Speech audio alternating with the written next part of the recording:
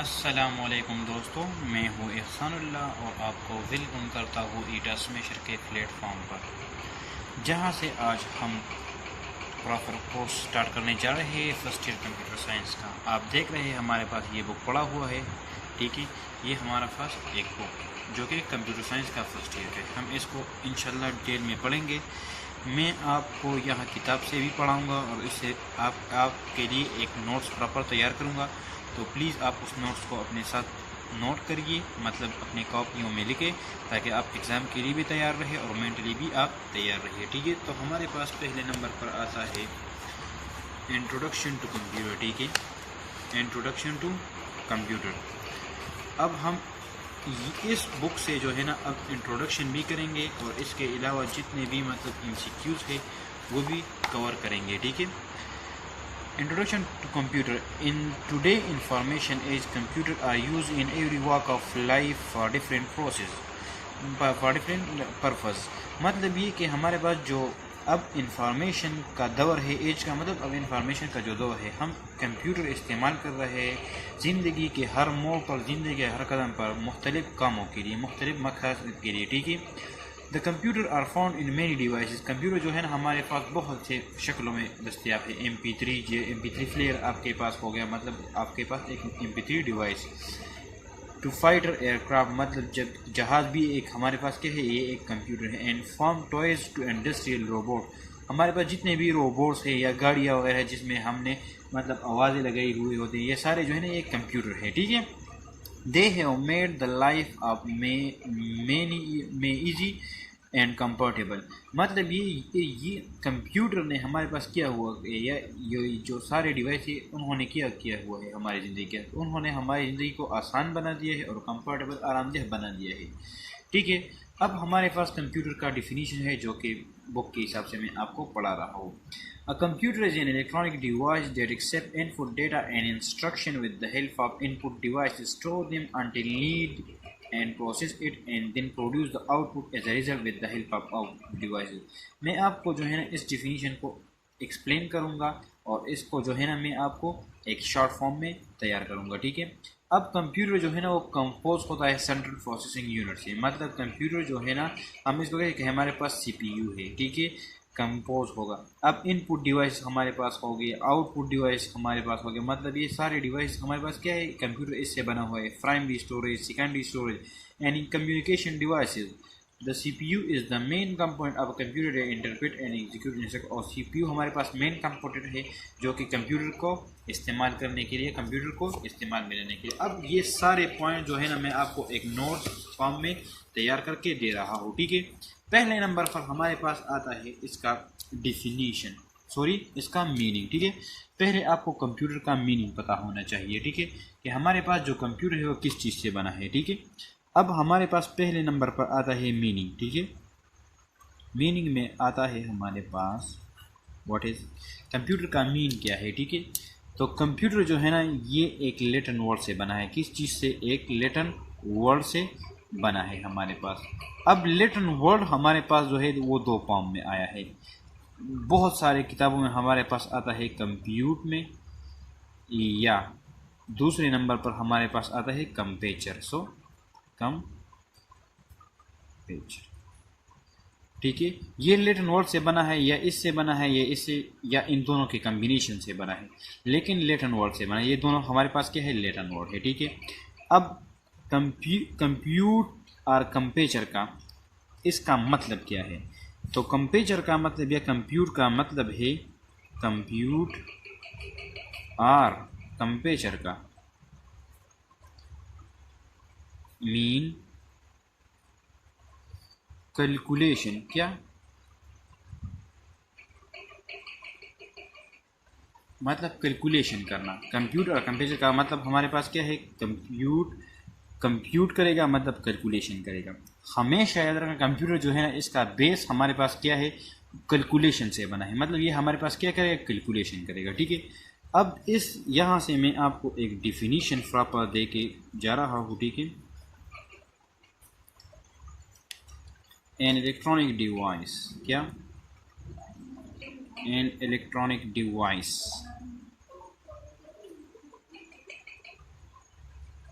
which accept input, process on that input,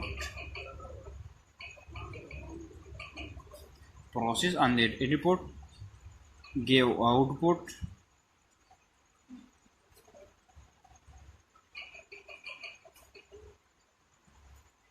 and store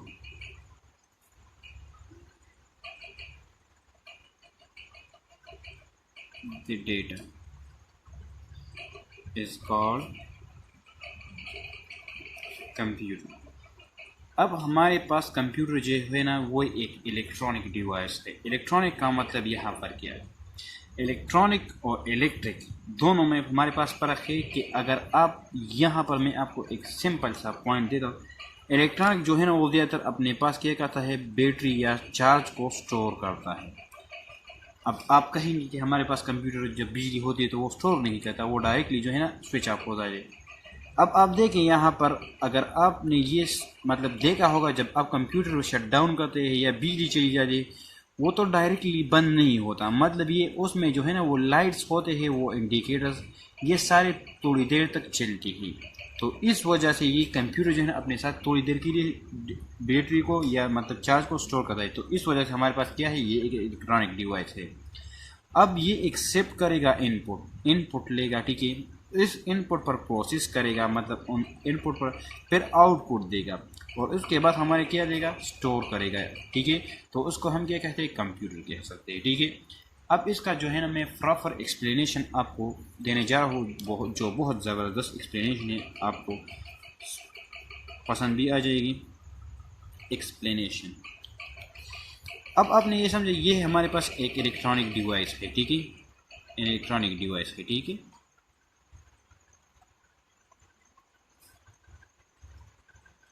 ये accept करेगा input, ठीक है।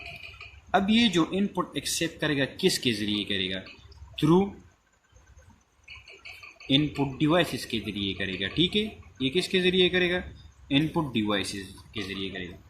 अब जब ये इनपुट डिवाइसेस के ज़रिए हमारे पास मतलब इनपुट लेता है, like mouse, keyboard, pointer etcetera, ये सारे हमारे पास क्या है, इनपुट डिवाइस। अब ये प्रोसेस करेगा किस चीज़ के ऊपर, इस इनपुट पर, ऑन दैट इनपुट। अब ये याद रखना कि ये जब इनपुट पर प्रोसेस करेगा किसके ज़रिए करेगा, थ्रू सीपीयू के ज़रिए, के मतलब सेंट्रल प्रोसेसिंग यूनिट, जो कि हमारे पास क्या है, एक प्रोसेसर है। क्या है, प्रोसेसर, मतलब ये एक मतलब एक्शन वाला पार्ट है जो कि डेटा पर एक्शन करेगा। अब इसके बाद हमारे पास ये है कि हमें ये आउटपुट देगा। जब ये आउटपुट देगा किसके ज़रिए देगा, through output devices, okay, like monitor, speaker, printer etcetera, ठीक है।